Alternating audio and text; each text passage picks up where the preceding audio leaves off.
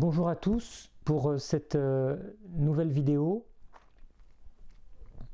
J'ai choisi par rapport à l'actualité que nous traversons un sujet qui peut nous parler, en tout cas moi qui m'a transpercé, à savoir comment se comporter par rapport à la psychose collective liée à l'épidémie que nous traversons depuis le mois de mars.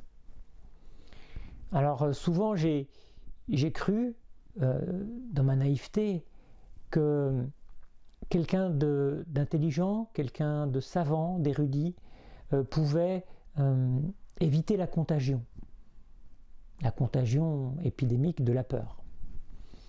Parce qu'il a une façon de réfléchir, d'analyser froidement les choses sans affect, et donc une distance par rapport à une situation, ce qui évite la contagion. Et en fait, j'ai pris conscience qu'il n'en est rien. Une personne qui est bien irriguée au niveau de son intelligence, eh bien, n'échappe pas à la contamination de masse qu'on appelle la psychose paranoïde, liée à la peur de mourir en fait, c'est ça que ça veut dire. Alors, la question c'est, est-ce qu'une culture générale, bien vécue, nous permet d'affronter de tels événements? Pour ce faire, il faut d'abord prendre conscience des rapports qu'il y a entre la nature et la culture. Et il est vrai que nos ancêtres, lorsqu'ils ont dû faire face à des cataclysmes naturels, des épidémies, des orages terribles, des inondations, des éruptions volcaniques ou des séismes, ont été bouleversés, submergés, terrifiés par la peur et l'angoisse de mort. Et par rapport à ces événements, eh bien, ils ont essayé d'apprivoiser ces événements naturels en générant, à travers les énergies qu'ils recevaient et qu'ils subissaient, eh bien, en générant des dieux, en générant derrière ces énergies des entités sur lesquelles ils pouvaient mettre des noms. Ils ont créé des dieux, ils ont créé des images pour apprivoiser ce qui les terrifiait. Et c'est comme ça que la culture est née. C'est comme ça que des images sont générées, c'est comme ça que des mythes, c'est-à-dire l'histoire des dieux, est racontée, et qu'ensuite, eh bien, quand on génère cette spiritualité, eh bien, on génère un culte. Et puis on va l'entourer de doctrines pour le canaliser, c'est la théologie qui naît, et puis on va faire un protocole pour invoquer le Dieu, et c'est la liturgie qui naît. Voilà comment commencent les religions, à travers quelque chose de véritable qui nous fascine, mais nous fait peur parce qu'on peut être submergé et mourir, et à ce moment-là on essaye de domestiquer la nature. Donc quelque part la culture est née pour apprivoiser nos peurs déjà, à la base. Ce qui se passe si on descend un peu en profondeur maintenant, comme on a pu le faire ensemble sur plusieurs vidéos, et à travers celle où j'avais parlé de la culture générale, dans ce lieu même il y a 2 ans, eh bien on se rend compte en profondeur que la culture générale et la culture globalement active des fonctionnalités de notre cerveau. Elle active au moins 2 fonctionnalités. Celle qu'on appelle la raison et celle qu'on appelle le cœur. Alors, la raison, c'est l'intellect. L'intellect, c'est-à-dire cette façon dialectique de distinguer, de séparer, de classer, de répertorier, d'inventorier. Et c'est ce qui nous permet de distinguer le sujet et l'objet. J'étudie la planète Terre comme un objet, moi je suis le sujet étudiant et je vais étudier sa formation, son histoire, sa composition. Ça c'est le discours intellectuel. Ce discours intellectuel utilise un raisonnement dialectique, avec des inductions, des déductions, bref la méthode hypothético-déductive qu'on appelle l'abduction. Tout ça ce sont des mots, mais des réalités de raisonnement. Maintenant, socialement, cette partie de nous-mêmes nous permet de nous distinguer de l'autre. C'est comme ça que nous constituons notre identité. Je n'ai pas l'autre. Et c'est dans cette distinction qu'on génère l'altérité et que l'altérité me permet de me construire. Maintenant, le risque de l'altérité et de cette utilisation de notre fonctionnalité, le risque à encourir, c'est de se distinguer tellement de l'autre qu'on s'en distancie et qu'on peut s'en méfier. Donc le risque, c'est la méfiance paranoïaque, lorsqu'on bascule, bien sûr. Ça, c'est une fonctionnalité. L'autre fonctionnalité qui a été beaucoup oubliée dans notre culture occidentale, parce qu'on a pensé que l'intelligence, c'était que ça, et que la culture, c'était que ça, c'est-à-dire l'intellect. Et c'est comme ça qu'on a battu une culture du progrès, une culture technologique, où on est toujours dans cet affairisme d'une vie consciente et matérialiste. Voilà avec quoi on s'est construit.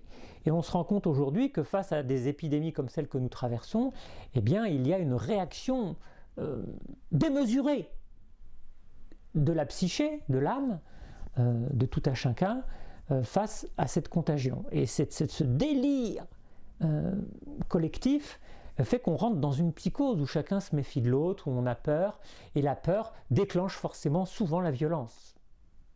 Hein, d'où tout ce qu'on traverse aujourd'hui. Hein. Bon.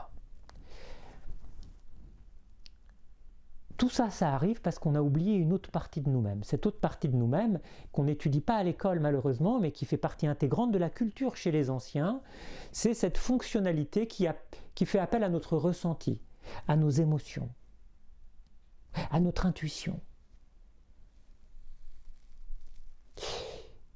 Et cette partie de nous-mêmes ne distingue plus trop le sujet et l'objet. On le sait scientifiquement avec la physique atomique que la trajectoire d'une particule peut dévier sa trajectoire en fonction de l'observateur. Donc on se rend bien compte que la distinction entre sujet et objet est perméable.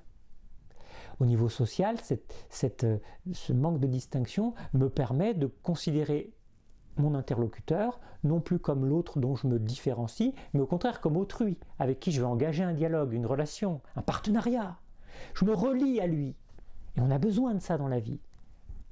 Et ce désir de reliance, eh bien, fait partie du ciment collectif des civilisations. Allons plus loin. Cette partie de nous-mêmes qui est liée à nos instincts, notre ressenti, a un mode de raisonnement aussi. C'est le mode analogique, c'est-à-dire qu'on établit des correspondances. On fait des associations libres, des associations non causales. Et ça nous permet d'aller vers des associations les plus improbables. C'est comme ça que les intuitions, les inventions naissent, que l'imaginaire se déploie. Et c'est cette partie de nous-mêmes qui nous permet de nous relier à l'inconscient, c'est-à-dire à tout ce qui est nous-mêmes mais que nous ne connaissons pas. Et cette partie inconsciente est énorme chez un individu et qui plus est dans un collectif. Et c'est dans cet inconscient qu'on peut venir visiter nos peurs. C'est dans cet inconscient qu'on peut se connecter à ce qui nous fascine mais qui nous terrifie. Et c'est pour ça que cette descente dans cet inconscient, avec cette fonctionnalité que nous avons en nous et qu'il faut absolument activer, eh bien, est une richesse. Parce qu'elle nous permet d'aller se confronter front à front à nos peurs pour pouvoir leur parler, les apprivoiser, les domestiquer. Pourquoi est-ce que j'ai peur? D'où est-ce que ça vient? Qu'est-ce qui rentre en résonance avec ma peur profonde? Une situation antérieure où j'ai déjà eu peur? Ou une période de ma vie archaïque, dans mon enfance? Ou peut-être une peur qui a été engrammée dans mon ADN et qui est celle de mes ancêtres, parce qu'ils ont connu l'exil, ils ont connu la persécution, ils ont connu la dépossession, la pauvreté. C'est pour ça qu'il est indispensable, si on veut être quelqu'un de cultivé au sens noble du terme, comme chez les anciens, d'apprendre à se connaître. Et la réponse à la question, eh bien, est très simple. Il n'y a qu'à lever les yeux vers l'architrave du sanctuaire d'Apollon à Delphes qui nous dit « Connais-toi, connais-toi toi-même ». Et c'est en apprenant à se connaître, en apprenant à connaître nos qualités et nos défauts, en visitant les caves de nos peurs, que nous pourrons, non pas les vaincre, bien sûr, c'est un leurre, c'est une illusion, mais en tout cas les apprivoiser, les domestiquer, et puis apprendre à les voir venir avant qu'elles ne nous submergent, bien sûr. Et pour ça, on a besoin de notre corps, évidemment. C'est pour ça que l'âme est reliée au corps. On a besoin de notre corps. C'est pour ça que les anciens disaient qu'il faut avoir un esprit sain dans un corps sain. Mens sana in corpore sano. Et le corps nous aide à quoi pour canaliser nos peurs? Eh bien, pour pas que notre corps somatise, et pour que notre corps ne soit submergé par les peurs et qu'on ait la tachycardie, qu'on ait la boule au ventre, qu'on ait des sueurs froides. Donc, comment fait-on? C'est très simple. Les anciens le savent depuis très longtemps. Il faut respirer. Une respiration calme et ventrale permet de ralentir le rythme cardiaque et de faire baisser le taux d'adrénaline, tout simplement, pour devenir ce que nous sommes, tout simplement. Mais sommes-nous prêts à affronter nos peurs? Il est tellement plus simple de les projeter sur les autres et de considérer que les autres sont la cause de nos peurs et qu'il faut donc éliminer les autres pour ne plus avoir peur.